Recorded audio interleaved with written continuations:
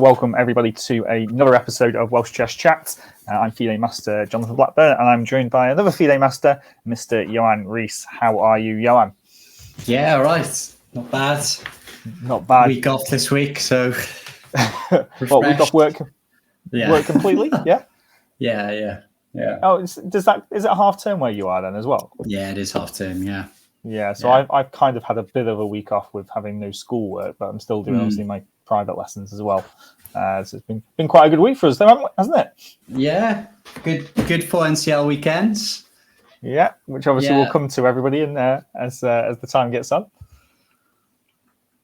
No, it was good to get a couple of wins under our belts on the weekend, as a team at least.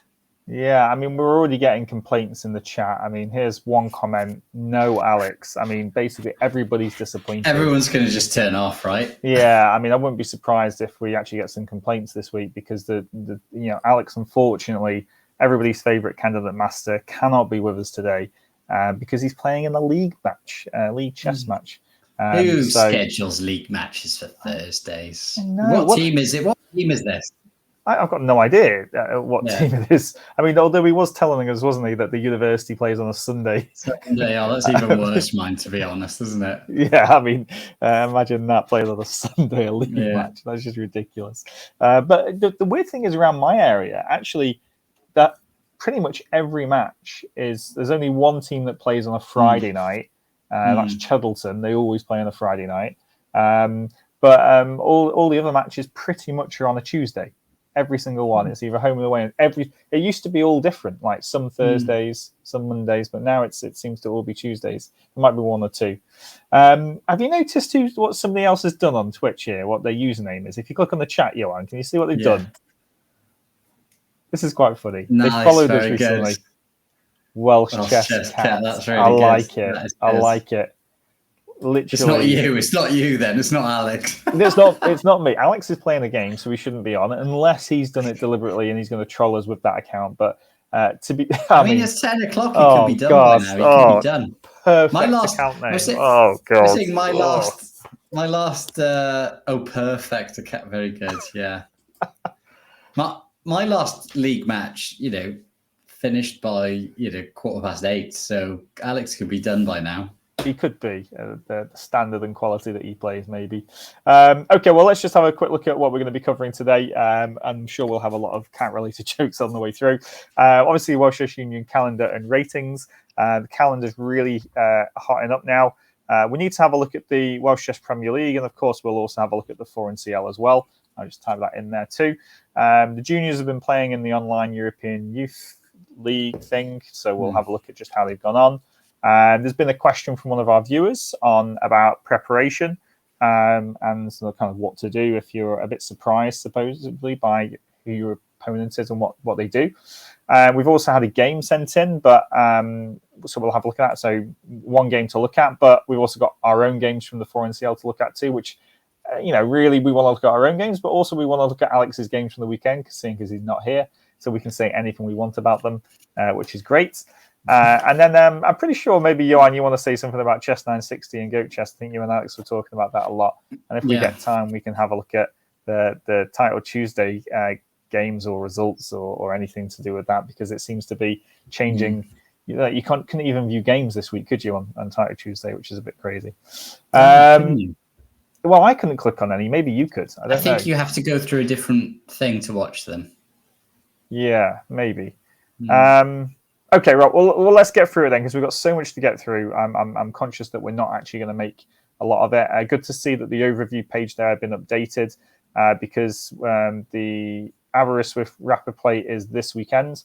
Let's just have a quick look at that's only on the Saturday. Can we see the full list of players? Maybe we have to go to their website in order to get there. But the big one, though, is that we've got the Welsh Spring Open in Cardiff North. Yep, Cardiff North Hotel. We've got under 16, under 13, and under 11 championships all included in this. The under 16, the under 13 and 11 are separate events, but the under 16 is included in the Open. And our boy Mr. Bullen is going to be playing in it, Mr. Rees, as we.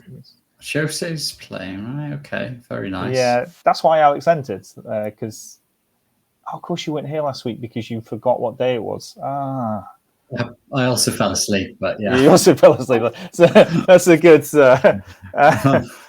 It's a good excuse, to be fair. I mean, many of our viewers fall asleep during the broadcast rather than actually before it. I mean, usually wait for it to go on and then, Stephen Jones is coming all the way down again, then I see. So number 15 down there on the.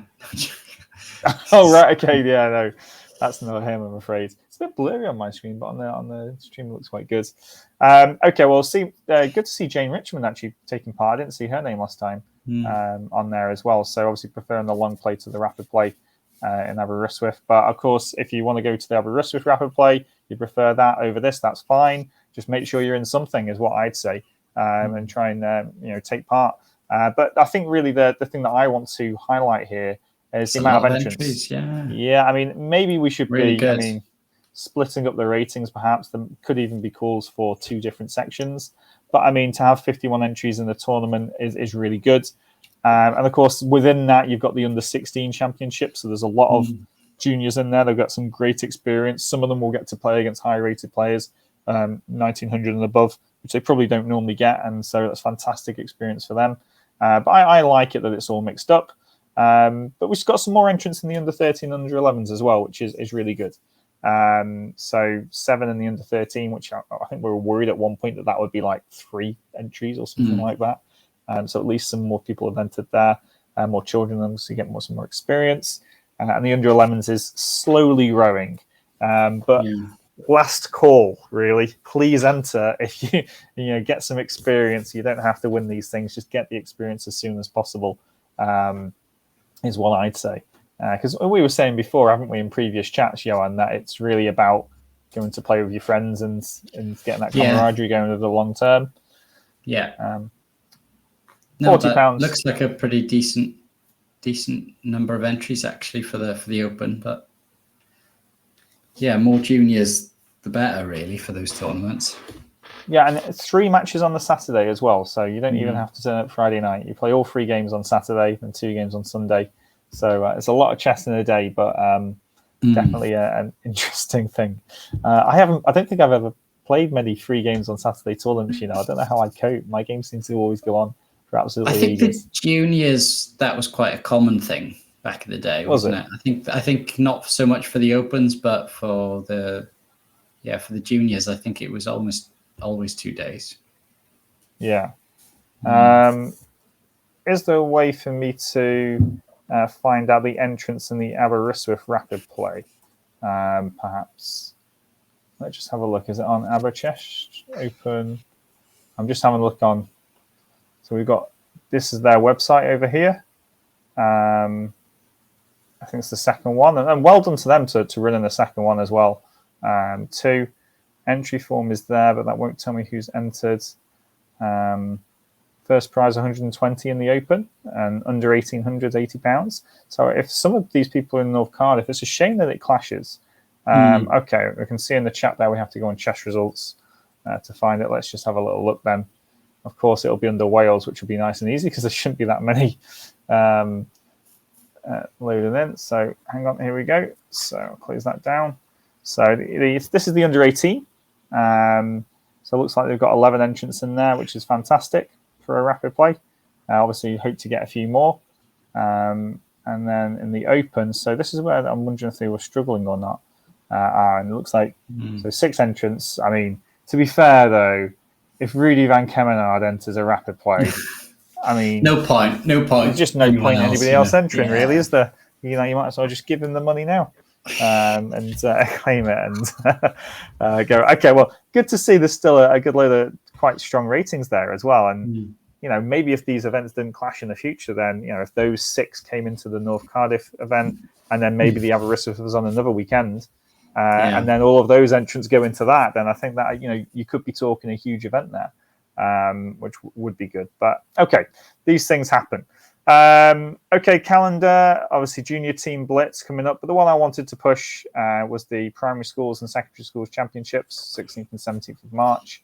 I might do a video of that, I think, at some point, which would be good. But the main one, Johan, the Welsh championships, which I'm pretty sure on the chat from 2 weeks ago, Mark said he was going to enter or make it available to enter, and I've been refreshing every 5 minutes since then.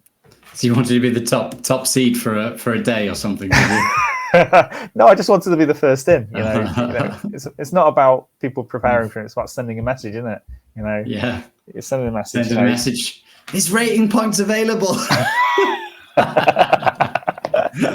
Is that the message you were sending? Yeah, basically.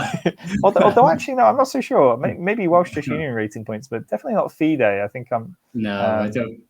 I don't think you're good like we were talking about value, right? Like because I've had some horrific value in the 4NCL, but I don't think you're good value. No, 21. What are you? 21. Well, with my wins at the weekend, I should be 21.91 now. Okay. Not as bad as it was then. No, it's not as bad as it was, but I think I can probably get up to 22.20, 22.30 and probably be about right. And then I'll have to prove, if I'm going to get better, then I have to prove it by beating people around that rating on a regular basis. I tell you what, Alex, though, was great value though, wasn't he? What is he at the moment? I don't know, he's like 21.30, 21.40 or something like that. I don't think that's not, it's not as bad as like a lot of my 4NCL opponents are ridiculous. Oh, yeah. They're 2,000 and they're actually 22.50 or something. Oh, God, yeah. But like, Alex 21, whatever is not, I wouldn't say is not that bad. Queuing up to play Alex at 20. Queuing up to play him. That'll be fantastic. Okay, so that's the calendar. This is a Queen's Gambit exchange. Oh, if there's a Queen's Gambit exchange, then we'll play him all day long. In fact, let's just go into that straight away, shall we? We might even look at it twice throughout the stream.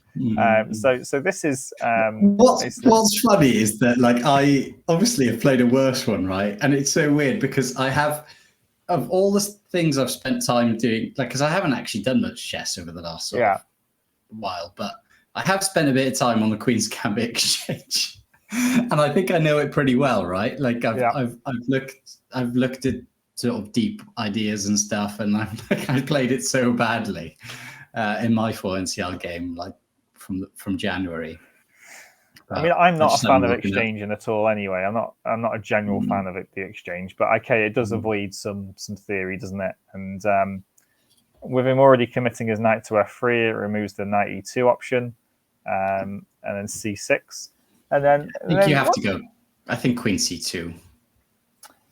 Yeah, you've got to take control of this diagonal, haven't you, as soon as possible to prevent bishop f5. But you can go bishop f4 as well, potentially. If you want to. Well, he goes bishop f4 here, right? But he's given h6.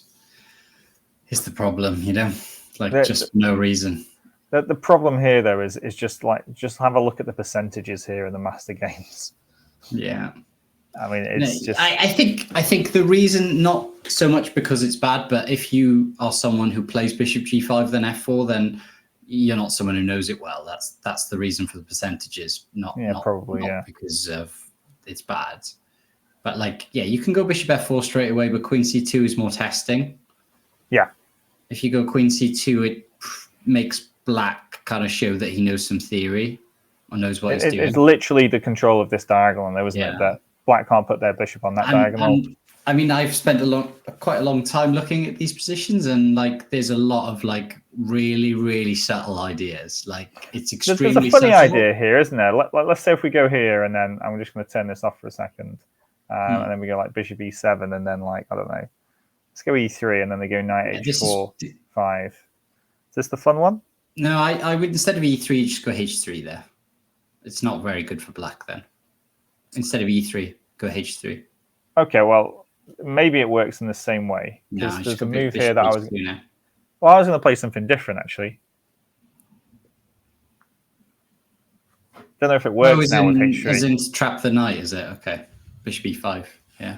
No. I think e3 needs to be played actually, because here I'm going to go knight takes d5. Ah, okay. Right, I see what you mean. Right, but queen, you can probably. I'll drop and let you take on f4. Okay, it's not maybe the ideal situation, but of course this is being the general idea for people that are watching. That's so funny. I've not seen that. As You've in, not like, seen that? I've not seen that at all. Oh, I'll tell you what. Let me just load up. Hopefully he doesn't watch this because then he'll crucify me. I was looking at my game against Alan Young, McKay, Roderick, Randall, Tom. This is bad. Although Roddy McRae did beat me. Please search. Oh, there we go. So this is the game. Oh my goodness. Yeah. So the same kind of idea, right? So you get some queen c2 in. Yeah. Bishop e7, e3, h6 back, knight h5. This is the same thing, right? It is the same. Yeah, you're right. Wow. No. White resigns.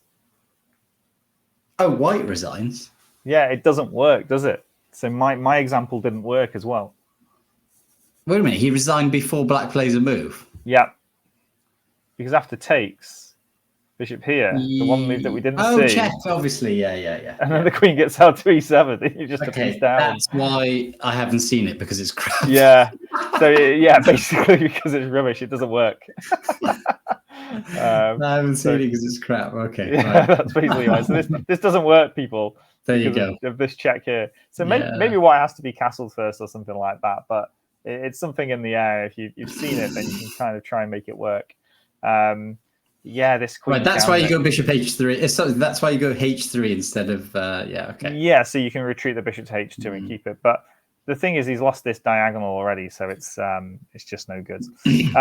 But okay, we'll come back to this position though. You know, we're not gonna leave this game, but we just wanted to introduce it to people. There was no more new calendar news. We do have to look at the grades, and I do have to mention as well while we're talking about the calendar. I do believe that the British Chess Championships has just been announced by the how shall I say, the English Chess Federation.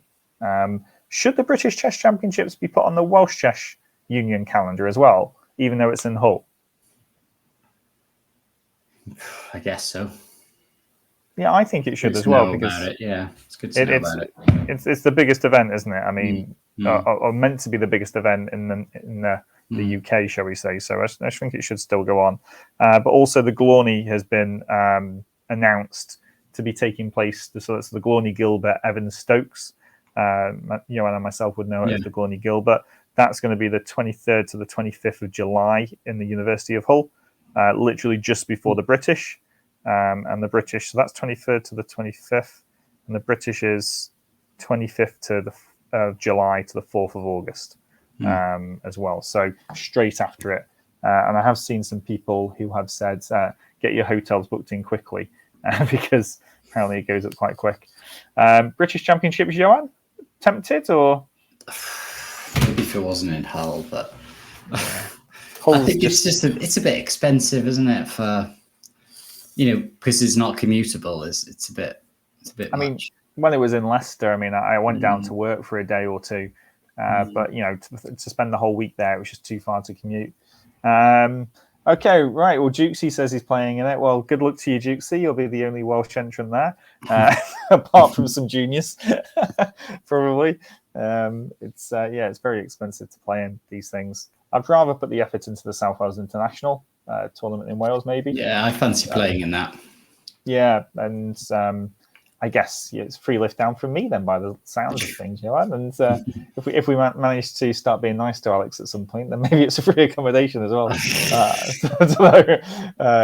don't know. Let's praise his fighting spirit for coming back. Yeah, we will do. Yeah, right. You'll see the end. Hopefully, I think he's just commented on something on Facebook as well. Okay, so this is the ratings. If I click on new, just to sort people out a little bit. I've not lost as many points as what I had lost, but there's again. Where are my points? Where is Johan's points? Why I need to start sending in my league matches, right? Like because. Oh, hang on a minute, mate. You've got your points. They just didn't get you anywhere. Because I went down or something before, is it? No. Well, the problem is that Man-Made Chopper, I'm pretty sure they've taken his rating as 2235.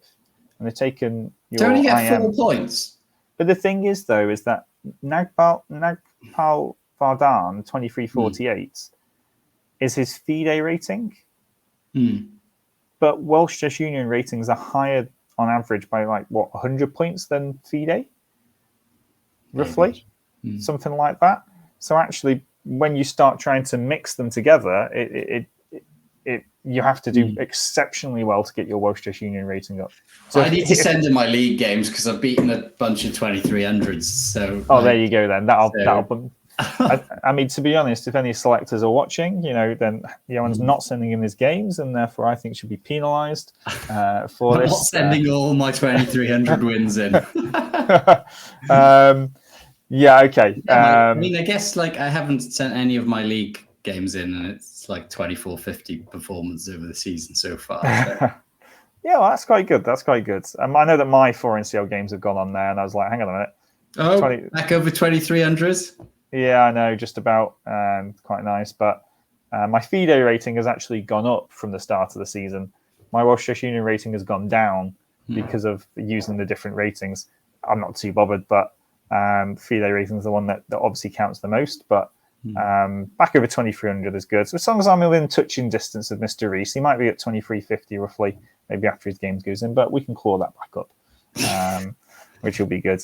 Okay, well, let's have a look. I think this is all the same as before. Let's have a look at the biggest winners so far. Patrick Bourne, you are having a fantastic event.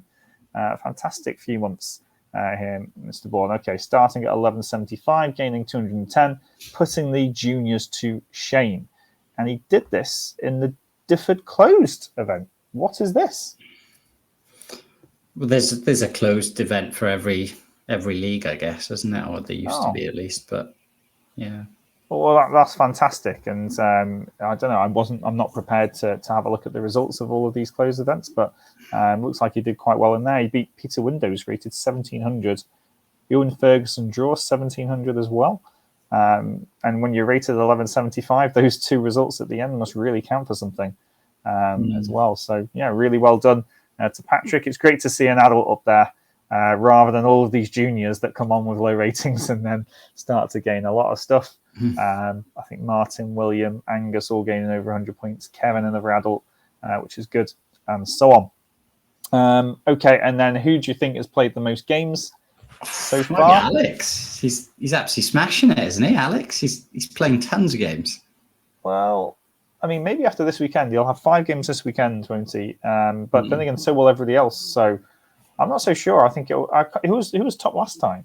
I can't remember, but he has played a lot of games. So I know, Mr. The suspense is killing you. Just press it. Sorry, God. Oh, it's Steve Williams.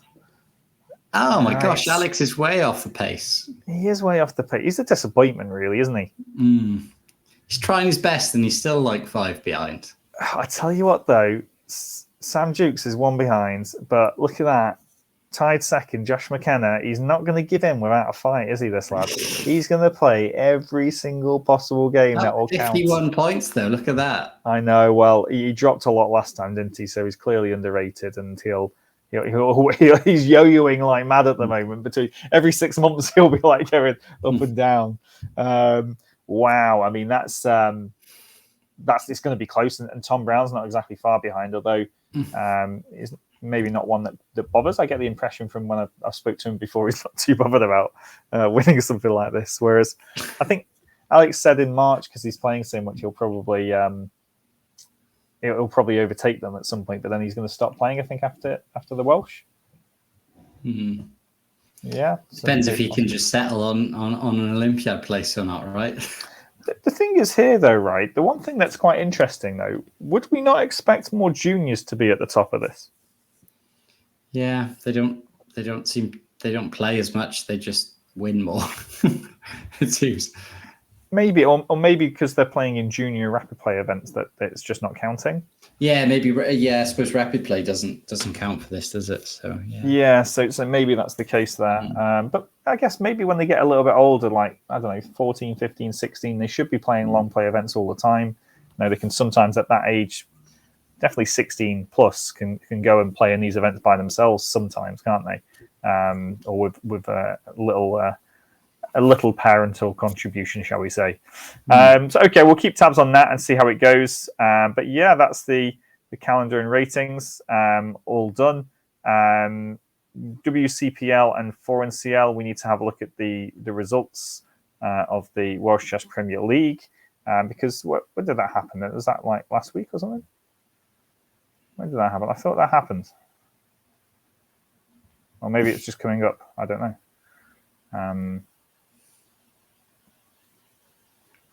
Cardiff are top, 3 wins out of 3 then. Okay. Is this new, or have I got the wrong week? Because this is usually Alex's part, you see. And for some reason we'll leave it to him for next week. Yeah, right? We'll leave it to him for next week. I can't be bothered to look at this. I'd love to play in it, by the way, but we'll leave that for next week. And what was the other one? The 4NCL. Okay, so I can load up the 4NCL. That's not a problem. 4NCL. Look at our pretty standing in Division 2. Yeah, so we're in Division 2. So we'll click on the table to start off with. It's a tight division, though, isn't it? Look at that. I mean, it's quite scary. So it's really, really close. It's so tight, isn't it? So between us and even Warwickshire. Yeah, well, not Warwickshire. They're on 5 points, but Cambridge University won. 4 teams behind us by 1 point. 2 teams ahead of us on 2. And we did kind of drop points against some of these teams as well. I lost a game. Pretty strong. We had it would have been, if we beat those, we'd be looking quite nice, wouldn't we? Yeah. I mean, we could easily have lost the match, and we could easily have won it as well, potentially. So. Yeah, I mean, it's, for example, Jack, Johan, Stephen, and Aaron all losing is just like a shock, isn't it? Really. We got smashed in the middle. It was just the opening. It was like. I was so far down on time. It was like, that was the issue. I was an hour and a half away sub. But okay, we dropped some points for. Maybe we should have beaten some of these teams, but to be fair, it's all within our kind of thing at the moment. It's within our grasp. And so actually, at the round 5, we beat Cambridge University 2 quite comfortably. 6.5, 1.5. Stephen blundered right at the end of his game, which was a shame, because he was equal all the way through. And Will was probably winning at some point, but then had a really tough game against a player that I brought down. That you lost. Yeah, basically I lost the player for the opponent. Well, wouldn't it have been like 8 something? Like we would have won like 8 - 1 if it wasn't for you or something. Well, possibly. But the funny thing is, if it comes down to game points at the very end, I could be the reason we don't get promoted. Yeah. If it comes down to game, I could be the reason. In a tight division, it could come down to game points. I could have just completely stuffed us, and we won't make Division 1 next season because of that. Which would be hilarious, I think, but also not good. And then in the second match for us, we ran out I think in the end, quite comfortably, but actually mid-match, Johan, we were pretty worried, right? Yeah, I wasn't too happy. I mean, even the Cambridge game, I don't think our team generally is very good at openings. Because I'm always a bit worried about halfway through a match. And actually, it was the turning point in this match was like when your game finished, then it really sort of swung it. Well, Alex had won by that point. Alex Freeland had won his game, and I thought that was a turning point because that looked like it was going to be drawn. Well, I didn't see that because when I saw you finish, I got up and saw what Alex had finished. So it was like both of you, because it was looking quite equal. Alex's one, I thought it was just like block. I couldn't see how he was going to make progress. And then when you both had won, it was like, oh, great, brilliant, sorted. Just have to bring it home then, didn't we? Because we knew that Eunice was struggling in her match. Well, Aaron was struggling. Alex was struggling. I mean, we'll have a look at his game in a second again for people. But I thought you were struggling as well, Johan, I must admit. Well, it was just a bit of a mental game actually. But it was just a bit of chaos on the board. But the end result is we won both our matches, which is why we're now in the promotion spots, which we're quite happy about. Let's just have a look at the rest of the divisions, because I don't quite know exactly when these were actually played. So what are the other Welsh teams here? Actually, it'll tell me at the top, won't it? Greater Chessable, Oxford Barnet, Brown Jack. No Welsh teams there. None of them. What about the Knights? Oh, don't want that. I want there you go. 5. Here we go. Okay, Revelware. How do you pronounce this again? Revelware. So, unfortunately, it looks like they've lost to Wootton Hall. Tim out international master on top board for what's the league taking like?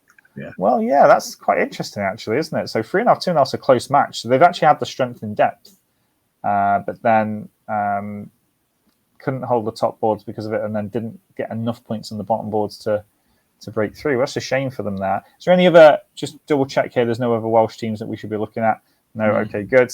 Yeah, let's have a look at the table there and the Knights. Okay, so, they're not going to get promoted by the looks of things at all. Look at those top 3 results, though. They're all close, aren't they? Yeah. Yeah, 3.5, 2.5. That's unlucky, to be fair. That shows that they were probably in all 3 of those matches. Mind you, they've won 3.5, 2.5 here as well. So I guess what goes around comes around. And they lost to 10 as well. Surbiton, 1.5, 4.5. I mean, okay, very up and down. But it looks like they were capable of causing damage to the top 3, and unfortunately just not being able to do that. And then in their second match, they again lost to the Martlets 2. Tim won his game, but Tom had a bad weekend. And it looks like the rest of them none of them else were able to manage a win. Another close encounter though for them, I'm afraid. Okay, unlucky there, Revelware. Yeah. What about Division 4? Have we got anybody here? I mean, this is just I don't know why, Johan, but the full Ponty we've got here. Yeah. But there's a lot of Is it Swiss? It looks like it's must a be Swiss. Swiss. Yeah. It must be. Must be a Swiss. I mean, it just feels it's like weird. It's weird having a team Swiss, isn't it? It is crazy, isn't it? I mean, it's if you ask me, it kind of just slightly devalues the foreign seal a little bit, that they could just basically put anybody with a little bit of will to come in can come and play in it. But I guess it's also a positive thing as well. But I guess it depends how you look at it. So let's have a look at the full Ponty, wherever they are. There they are. She plays to win Young Stars B.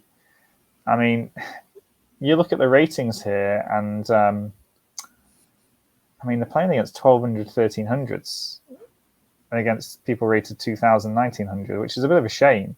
But 2 of them gave up draws, which is obviously not great. One of them lost. Alan lost on bottom board to Rose, 1,200. That's not who you really want to play, right? You travel somewhere for a day, for 2 games in one weekend, and then you're playing against 1,300, 1,200s. That's really quite crazy. And then what was it? Round 6 we'll have here. So they must have won, so they moved up to draw, and they drew 3-3 with CFC Kingston 3, and we might be playing Kingston. Well, we are playing Kingston 1, aren't we? Nemesis. I don't know. It's only for this promotion part. Then probably yo-yo around them. But okay, much more even match. When we beat them next weekend, then you can forget about that. They'll call us Nemesis, arch nemesis, but we won't call them. They'll just be nobody. When we win. Okay, well done to the full Pointy for getting a win and a draw at the weekend. Just double checking that they are the only Welsh team in Division 4, so it's just the full Pointy and Revelware, yeah. Okay, right. Well, that's that. And Foreign CL is looking okay at the moment, quite good for our team. Your double checks, and we can even have a look at some of the games as well, but we will move on pretty quickly. Let's just have a quick look at the junior results in the European Youth Online. So congratulations to the Welsh team. I think everybody should be pretty clued up on this. They're not last anymore. They moved up to 7th out of 10, which is fantastic for them. So they beat 6. So they beat the Dutch, did they? Well, I'll show you who the latest results are. So they beat the Irish Chess Union 4.5, 1.5.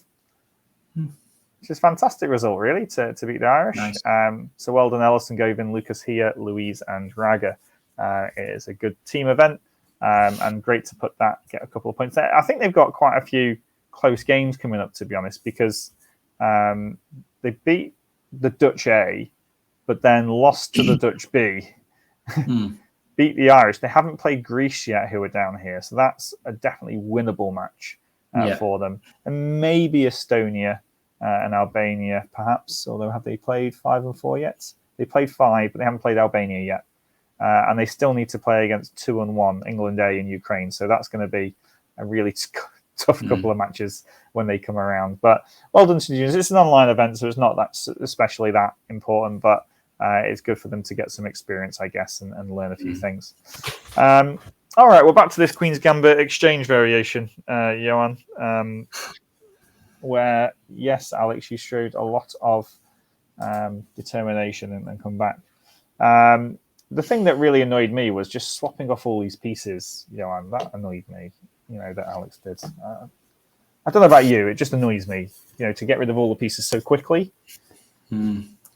You have to be a little bit, as I told him after the game, and he was like, oh yeah, I can see that now. But I think he just thought, our minority attack is a freebie or whatever, but you just have to be so careful not to allow what happened, basically. Yeah, and he tried this trick, didn't he?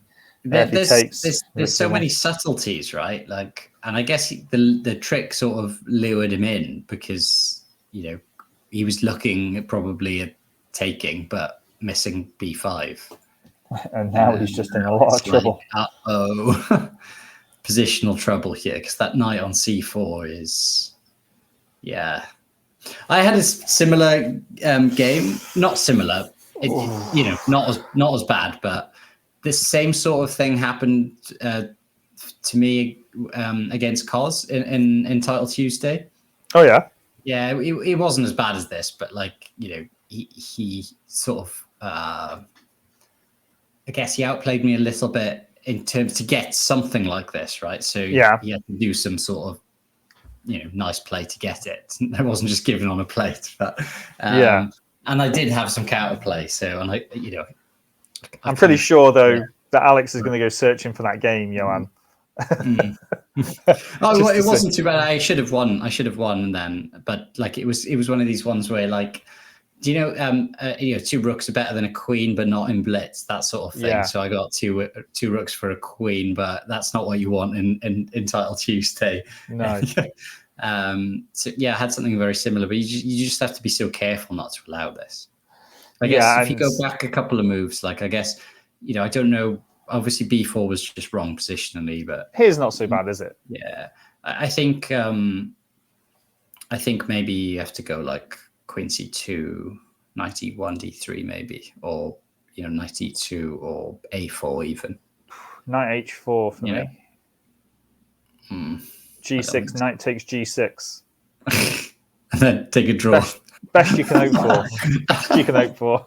It's quite nice you can't block on H7 with the knight because the queen on D6 hangs, that'll be all right. I don't know, provoke G6 and see what maybe play F.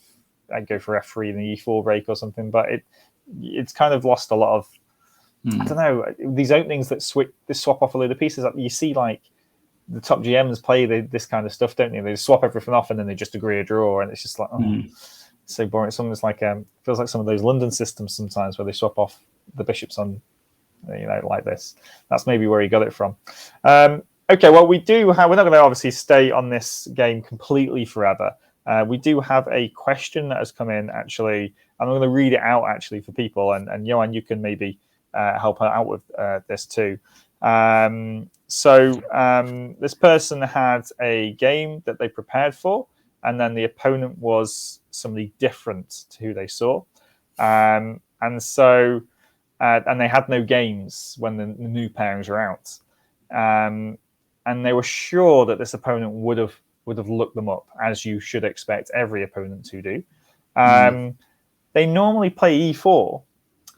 Should they still play E4? I think also it really depends on what standard you are. It makes a bigger difference.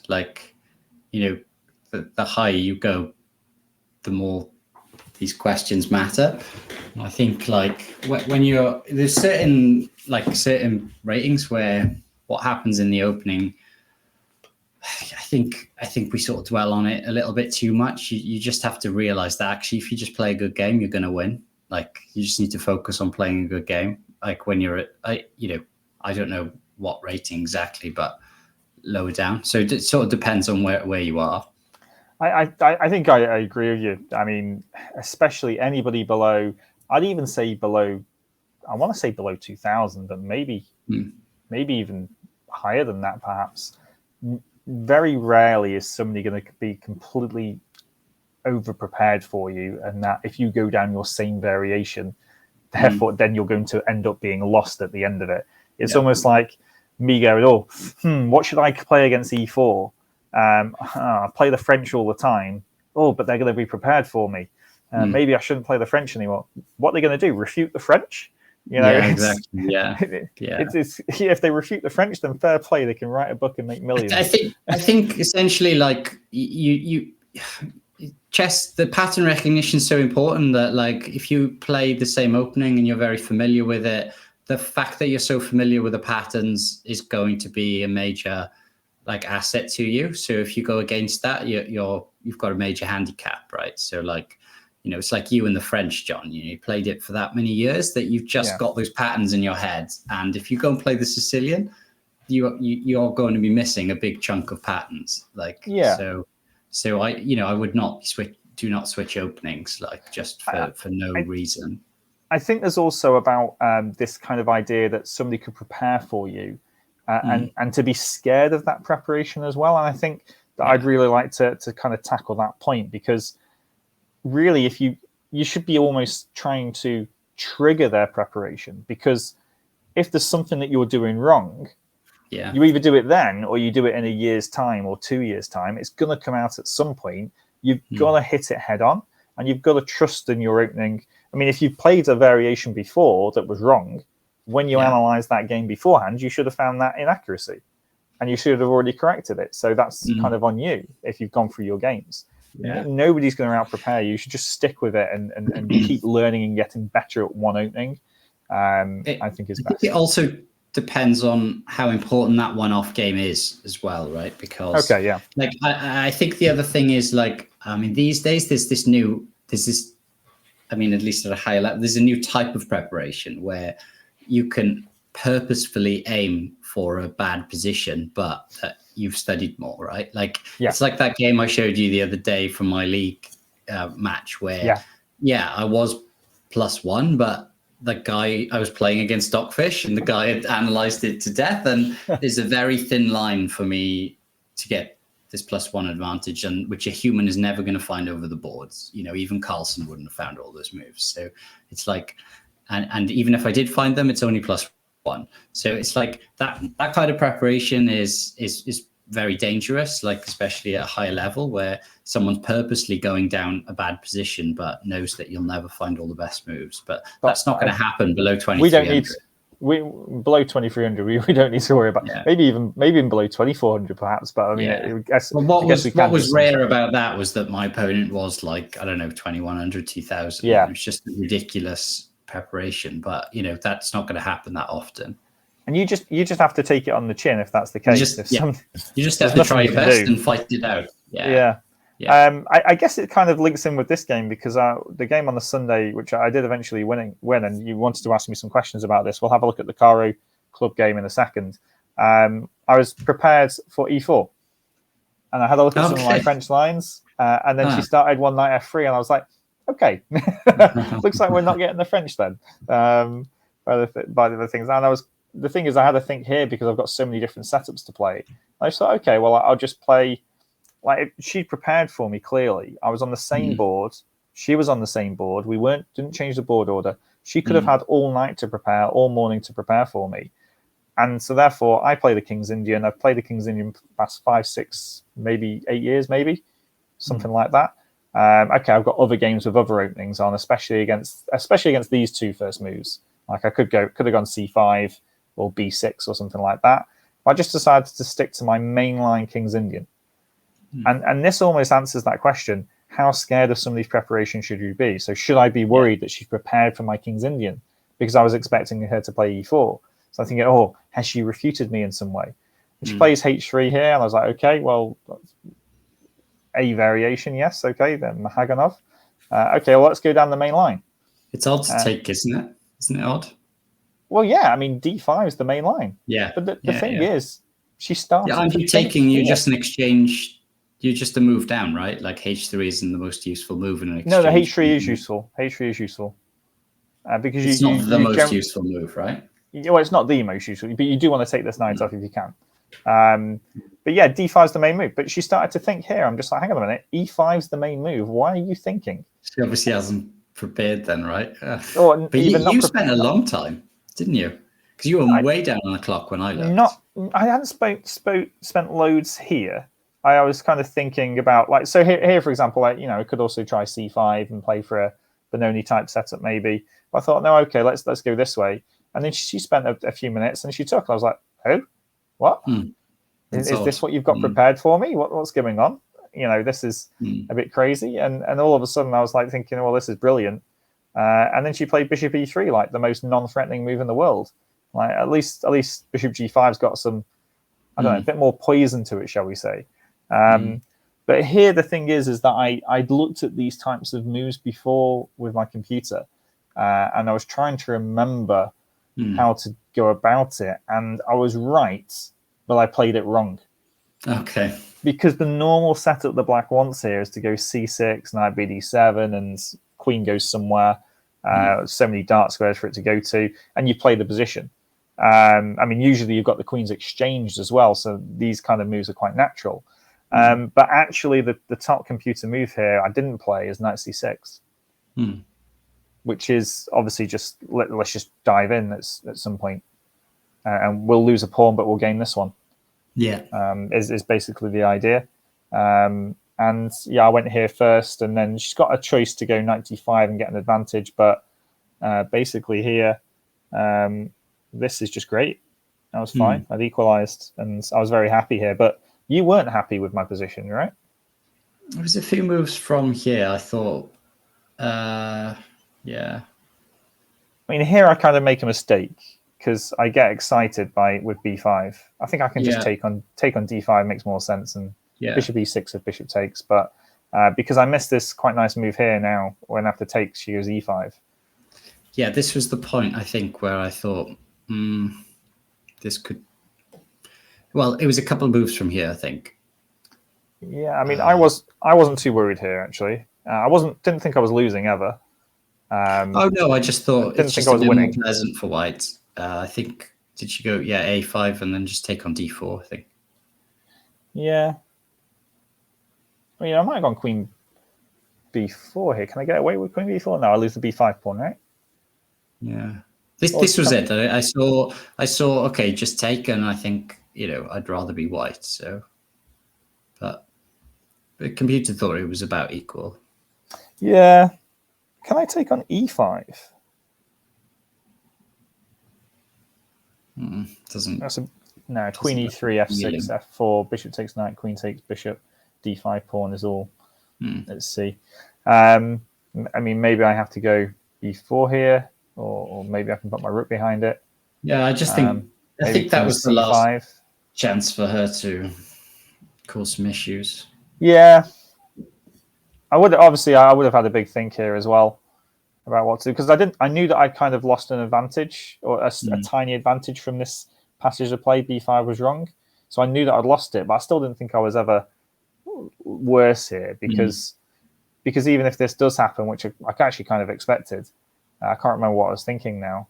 I thought, well, I've still got the two bishops, and what's going to happen? Even if I lose a pawn somewhere, not necessarily so what. Obviously, I don't want to, but I'll get compensation for it as well. It's just if that if that knight can stay good and that bishop on g7 is rubbish, then that's what white's got to aim for. Yeah, she's got to at some point try this kind of setup, perhaps, hasn't she?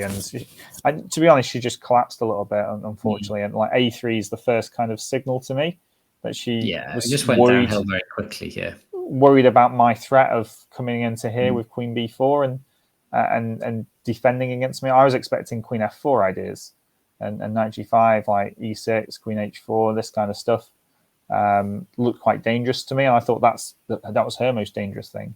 But then after this, I mean, she swaps queens with me, and I'm just like, great. Now you're sorted, right? Yeah, I'm never losing, but I've got winning chances, and okay, go on to win. Let's just have a quick look at this Caro Club game.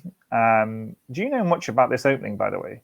Yeah, I played this both sides. Oh, do you? What, this E6 thing? Yeah. I don't know anything about this. The Bishop H7 is not very good. Okay, where should it go? There's a few, Bishop E4, I think, probably first. Oh, and then back to H7, is it? Okay. Yeah. It's not a good line. Like H6 is not a great move for black unless you absolutely know what you're doing. And if you really know what you're doing, it's still potentially the computer gives white a big advantage, but it's just a bit mess. It's weird though, isn't it? Because people just have to know this. Was it H5 then better, is it? H5, yeah. This is how my game against Richard Rapport started. So, oh, is it? Yeah.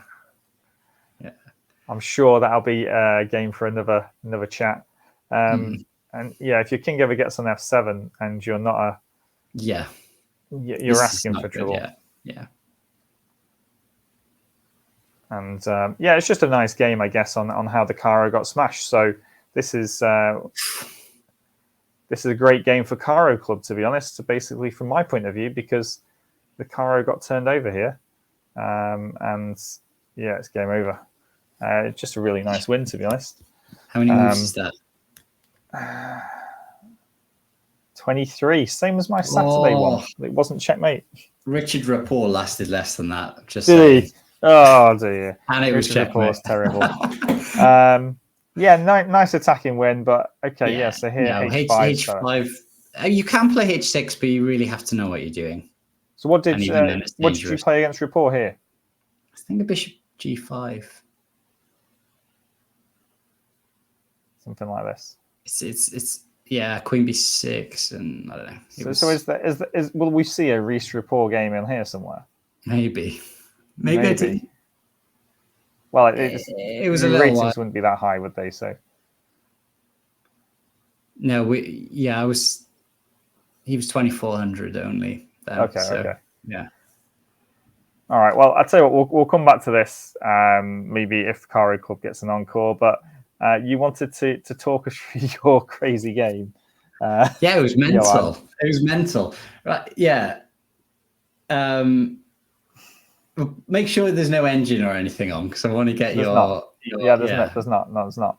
So basically, I came up with this idea, like just playing Blitz online, right? So this position is, I think it's happened about 400 times. Yeah. And so I played H5, and I think it's only been played twice, and that's it's only been played twice, both times by Merzin. And and it was only in Rapid and Blitz. No games found here. Yeah. So it was in the Rapid and Blitz World Championships. Chess has got some 2,200 mugs playing it. Got 2,400 mug playing it. Yeah. So basically, like, it's just my Blitz weapon, really, right? Yeah. So I don't want to play against Catalan. Come on. People just they just have their fun with the Catalan. I was like, no, I'm not playing this. So Sam, don't get confused. He basically mentions a H pawn advance pretty much every week. So yeah, he probably has mentioned it a few times. H pawn. So he played He spent a while played F3, which the computer likes a lot. So fair play to him. He spent his time, and I very, very, very quickly played Bishop C8, and he looked at me like, what have I walked into here? I immediately played Bishop C8. And it was funny because when I looked at the game in the car just before driving home, because I wanted to see what chaos had happened, like I think chess.com gives me a question mark for Bishop C8. But it is the best move in the position. Yeah. So I have left my computer looking at this for a few days or something, and come back to it. And it takes a while, but it decides Bishop C8 is the best move if you leave it for a day. and you've created this weakness now, right? Yeah, exactly. You don't really want your pawn on F3. So, but I forgot what I was supposed to do from this point on. Oh, really? Obviously, I hadn't looked at it in the morning. The guy doesn't play this opening, so I wasn't expecting this at all. Oh, I see. So I meant to go G6 now. Okay. And But I mean, I liked your. H4 I liked is a terrible this. move. Yeah, Is it? H4 is terrible. Where I should keep that in reserve. And it wasn't as soon as I played it, but like I played it very quickly, and I kind of regretted it because it was like there's so many lines where that pawn I was just going to be losing in some endgame later. Yeah. I should sort of keep it in reserve. Anyway, I played and then I thought here you were like going to go for some sort of like 15 move win or something with the pawns like this, but it just doesn't seem to materialize. Well, I was kind of optimistic until I played e6. So I played all this quite quickly, and so this move now, if you just go back one sec, like where I took back with the c pawn, I spent 23 minutes on this move where I just was gradually getting less optimistic about my. I see. You'd realized it had gone. Well, no, my intuition said not play knight takes, which is weird. Like, I don't know when you look at it, like I was saying in a blitz game, I would take it with a knight immediately. But calculation was sort of telling me, like, because I thought, knight takes e4, knight takes knight, pawn takes knight, knight d7, knight d3. And I was like, I'm not really sure how I'm challenging that center, but the computer just says it's equal. I mean, it's weird because I want to take with the e-pawn here. Yeah. Well, I basically, like, my intuition was saying take with the knight. If not, take with the e-pawn. But calculation was saying take with the c-pawn. Oh, really? So all three captures came into it here. Well, no, I spent 23 minutes on this move. Like, literally, I spent 23 minutes. The problem is, like, taking with the e-pawn, like, kind of looks appealing.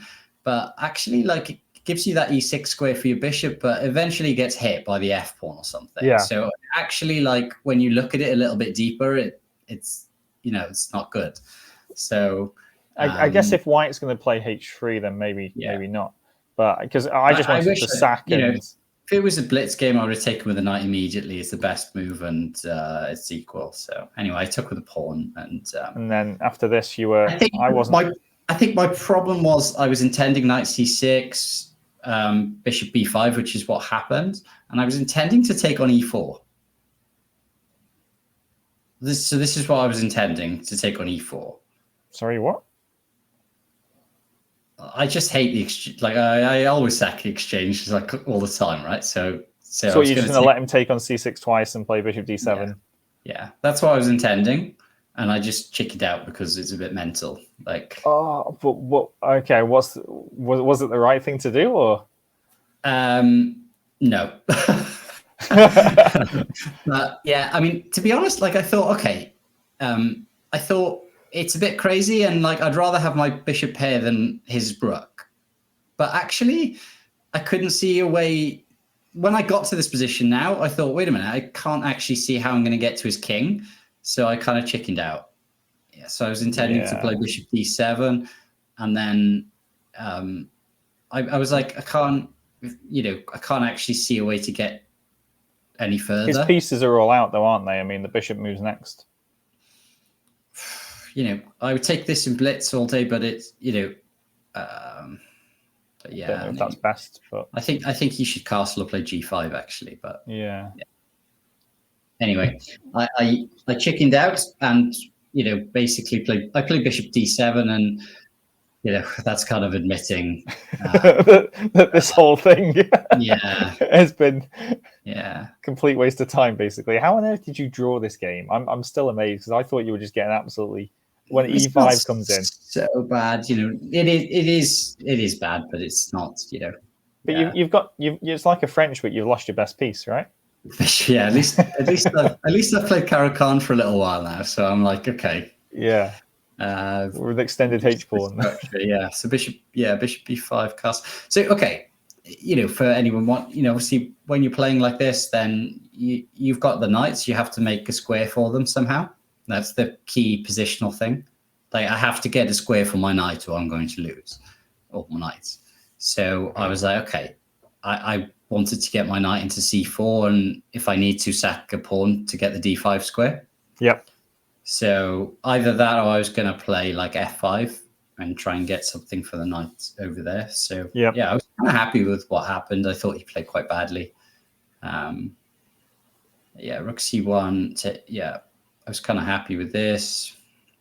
So I have to get a square for my knight, otherwise I'm going to die slowly and painfully. Feels like he's just lost a little bit of initiative there of those past few moves, doesn't it? I think it's okay because it's a long-term thing that he's going to win, right? Yeah. So, and now I thought castles is a really bad move. Like I think he probably missed it, but I thought what he should do is a3, and then I take on c3, rook takes c3. I was going to play knight c4, and then he goes bishop c1. So he missed bishop c1. I'd seen it, and I was kind of worried about that.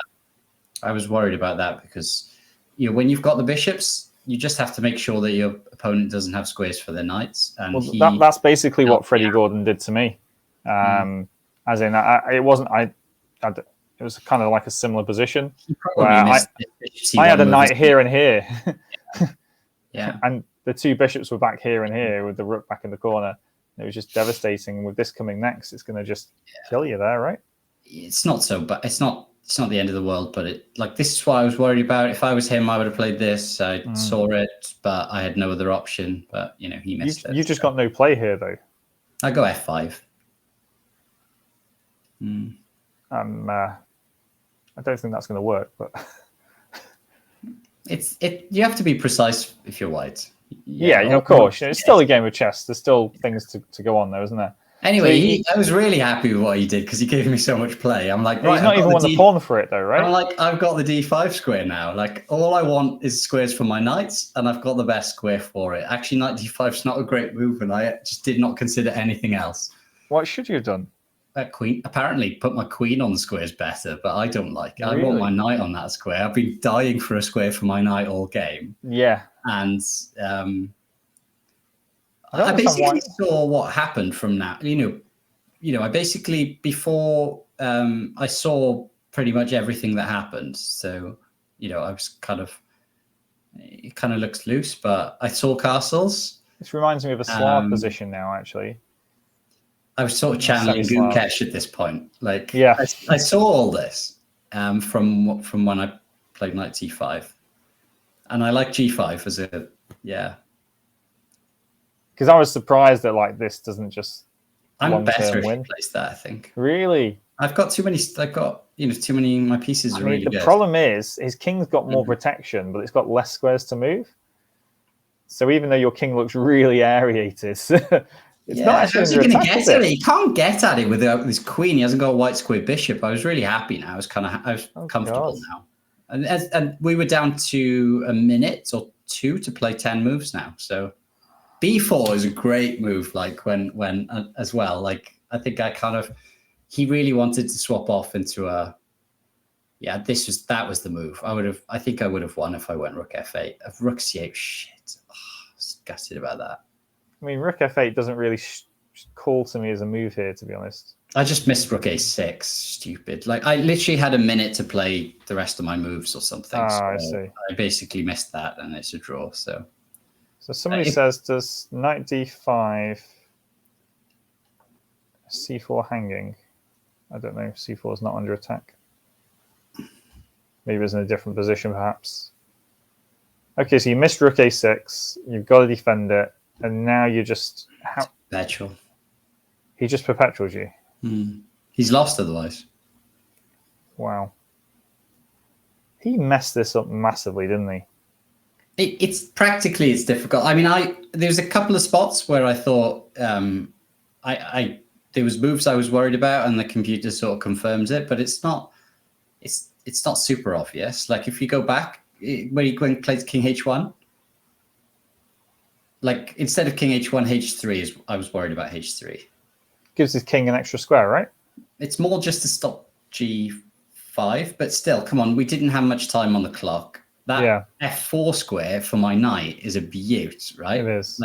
And then it's coming into d3 potentially, or I'm going to play g4. My queen's going to come to d5. Are you that convinced? It's actually quite difficult to be convinced that white's. We'll just go back for a second. So here, I mean, first of all, the bishop's under attack, but I'm pretty sure that Johan was not too bothered about losing this pawn anyway. He really wanted the square for his knight, and all of these things that he's talking about with the knight jumping in everywhere kind of justifies that's the activity of the piece. Even if white takes this pawn, you could take this pawn off the board. let's suppose we just do a nothing move the rook back, and put the rook back here and let it be white to be with the bishop under attack. This is white's extra pawn. It actually gets in the way of white's pieces. White would actually, in some cases, prefer that pawn not to be there. And black can use this d5 square, not just for the knight, for the queen, for the rooks, for the king in the endgame as well, to start invading. It's just so useful to be. So this is almost like a positional pawn sacrifice kind of thing. But it wasn't, because you're attacking the bishop. There was a lot of lines where I was just sacking that pawn. Like, you weren't bothered, were you? Yeah, the key that is where things could have easily gone very wrong for me is like when he got the bishop pair, and you just have to immediately try and find squares for your knights, otherwise you're going to lose really slowly and painfully. So, I mean, I think you've done really well here, because in this position back here, I was very worried for you. Right? You just like you have to sit there as black and think, where are my knights going to land? Otherwise, you're going to lose really slowly and painfully. So, and I only have one good square potentially on c4. Yeah. So if I was white, I'd be thinking, how am I going to stop him having that c4 square? I mean, there is even the French line where you play knight a5, knight c4, let white win the pawn, and just play on naturally. Your queen goes to c6, the knight comes to d5, and the game goes on like that. Really nice game, Johan, actually. That's quite impressive. We are actually over time. Apologies for keeping everybody awake. Trust me, I will be getting in the neck by my wife in a minute. Any comments on, we won't talk about Title Tuesday. Any comments on Chess 960 and Goat Chess? I have not been following this at all, Johan. So I still vaguely followed it, but it's just interesting that they've got a classical game, right? Because Chess 960 is normally just Blitz or something, but so it's Chess 960 but classical. Yeah, and I like that, and it's been really good. Yeah, like lots of decisive results, and I think it's got some legs. I think it'd be good to see more of that in the future, because it just takes all the prep out of it. You're also mentioning it's perhaps to get a Welsh Chess 960. Yeah, it'd be great to get like a Welsh 960 championships. Like, because I think I said about it before. I think it's a really good way to train, like strategy. It makes you understand strategy more, because you're taking the theory out of it and you're going back to basic strategy, taking the center, good squares for your pieces, and then conversion afterwards if you've played well. Like, so people drop pieces all over the place. It'd be great for people who are like, I don't know, 1800 or something, because you literally could beat anyone, because they literally just people just leave their queen hanging. Caruana dropped like 2 rooks like for free, like nothing. He just put them on pre, and they got taken yesterday, like in the semi-final. It just happens because I don't know, it does weird things to your brain. You just give away pieces. It's funny. Yeah, I'd be really interested in playing in it as well. And if it was like a Welsh Championships or something like that, then I think we need to get just maybe if tournament. If we do it online to be, and then just to get people interested, and then in person would be good. Yeah, no, definitely. I'd be well up for that. I think that'd be a great initiative. I mean, to be honest though, the calendar's filling up though as we speak. So obviously, good luck to all of those that are playing in either Aberystwyth or in North Cardiff this weekend. And then I think there's quite a few tournaments coming up, lots of junior events, and then the Welsh Championships over Easter, which is just around the corner right now. Can't enter just yet. Hopefully we can enter soon.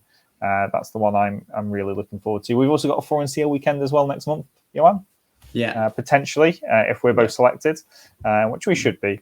But yeah, thank you everybody for watching. I think we'll finish it there.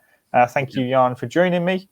We'll leave you with one final last little look at this opening, just so you can see how not to play the Queen's Gambit exchange variation.